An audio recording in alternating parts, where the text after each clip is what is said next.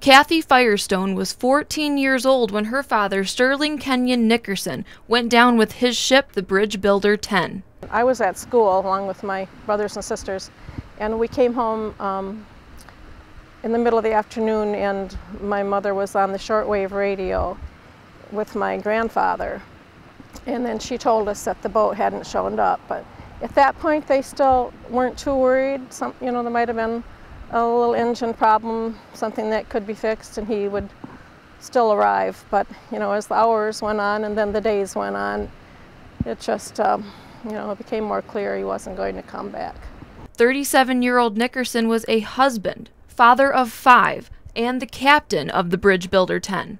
We were lumbering South Fox Island, and the home port for the Bridge Builder boat was in Northport, where we lived. Originally named Pittsburgh, it was built in 1911 by American Shipbuilding and used as a fishing boat and later a tour boat, working out of Sault Ste. Marie.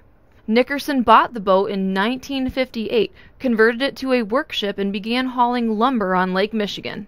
Kathleen says that her father's work trips were so routine that she and her brothers and sisters almost didn't say goodbye the day he left on his fateful trip. I was sitting on the couch in the living room. My sister was in the room, and my dad went out the door, and he came back in again to get something he'd forgotten, and he went out into the kitchen, I think. And my mother said to us, "You better say goodbye to your dad." And so when he went out the door, we said, "Bye, Dad," not knowing that would be the last time. That last time was a trip from Wisconsin to Northport. The boat was empty and had just been repaired. Only Nickerson and his partner Glenn Roop were on the ship.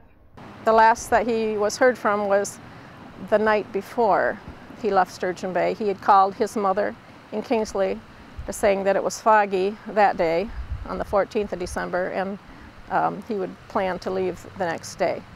Searches lasted for weeks and turned up nothing. Roop's body was recovered in the summer of 1960, but Nickerson and the ship remain lost.